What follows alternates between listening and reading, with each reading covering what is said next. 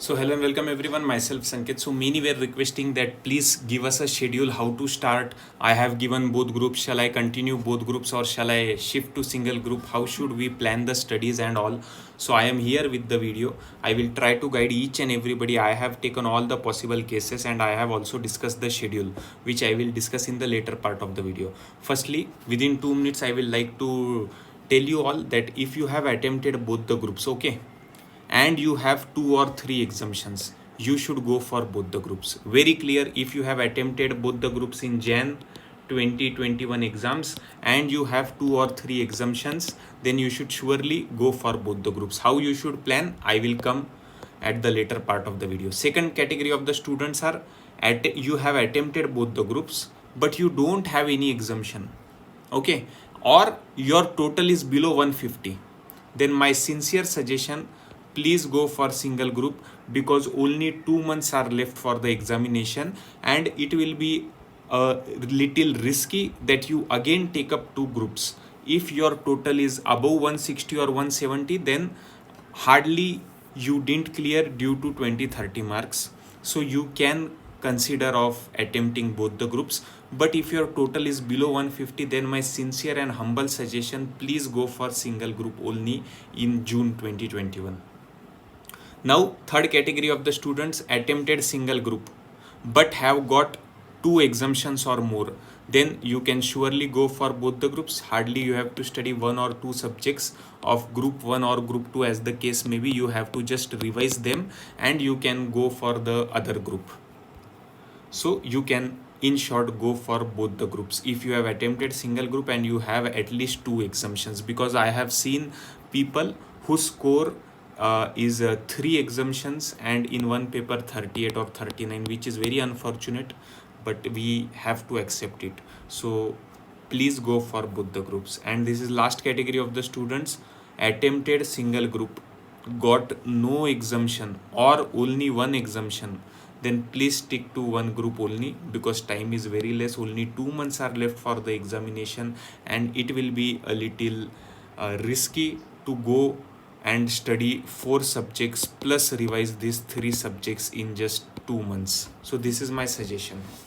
You can take the screenshot if you want and you can share with your friends also if they find the video useful. So this is it. Now I will go to the timetable, how you should plan. So firstly I will go for one group students. So for calculation purpose, I am considering that you are starting your studies from 1st of April, okay, you can adjust accordingly. So 15 days, 1st of April till 15th of April, you complete 2 subjects, that is A and B. I am assuming that you are only giving one group. This plan is only for the students giving one group. So 15 days, 2 subjects A and B. Remaining from 16 to 30 April, 2 subjects, that is C and D. So first study is done, okay, in this 30 days, 15 days. Now the second thing, we will try to revise these things in 7 days. Earlier we did in 15 days, now we are reducing it to half. So from 1st of May to 8th of May, you revise A and B subject. Here you only do study mat. Here you do study mat, means revise study mat, plus if you want you can refer the workbooks. From 9th of May to 16th of May, another 7 days, you complete other 2 subjects, that is C and D. So your study plus revision of study mat and workbook will be completed till 16th of May. Then from, this is the third revision, okay, we are only revising because already we have studied. So first we are doing 15 days, then second we are doing 7 days, and third we are doing again 7 days. So follow the same. From 17th of May to 24th, again you do A and B. From 25th to 1st or 2nd June, again you do C and D. This is the third time. So make sure you are practicing past exam question paper, MTPs and RTPs. Here you don't touch study mat because you have already done study mat twice. Also you have done workbook. So this revision will be when you touch the past exam question papers, because already you have studied so much. So I expect that you will be able to solve the past exam question papers, MTP and all. So this will be very important and last revision. This will surely help you to gain confidence third time reading. So this is it. If you are giving first group, you can refer this plan. You can take the screenshot if you want.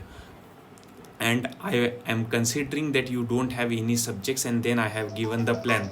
If you have any exemption or one or two exemptions, then these days can be reduced. If you have one exemption, then hardly 3 subjects you have to study. So likewise you can plan.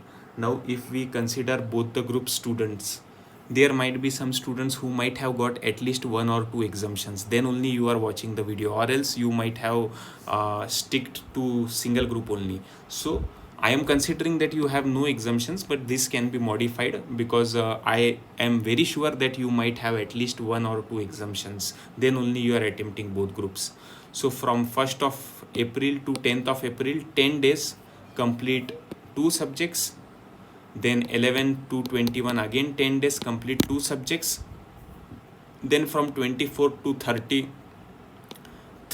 third subject, means third and fourth and 1 2 3 4 fifth and sixth subject you do, that is E and F, in 10 days. Some subjects might be easy, so you might be thinking that the calculation is coming 7 to 8 days, how you are telling 10. So some subjects like audit, or we can say financial management, are very less. It's not lengthy, so you can wrap up it within 8 days. So E and F subject you complete here, and from 1st of May to 11th of May you complete the remaining 2 and the last subjects, that is G and H.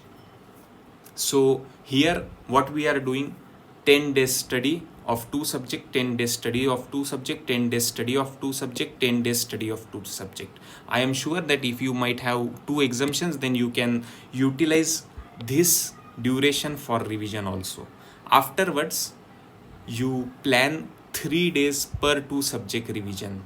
I would like to tell you, if you are starting your revision from 15th of May, so 15, 16, 17, you do A and B subject. 4-5 hours you allot for A subject, 4-5 hours you allot for B subject, and you do it for 3 days, and your revision of A and B subject will be over. Likewise you can do for other subjects also. So we have 8 subjects, 8 into 3 is 24, and around 2nd or 3rd June your 3 days revision will also be over. I am very much sure that if you have certain exemptions, these 10 days can be utilized efficiently and the revisions may be increased. So yes, with this, I wish you all the very best for upcoming examination. I know there are some students who might have lost just by few marks. So hard luck for them, but make sure that in June you clear with flying colors. So you can follow this. Many were requesting that please guide us, please tell us how we should approach. So here it is, and how you should go for both group or single group, here it is. So this is it. Thank you so much. I am signing off. All the very best.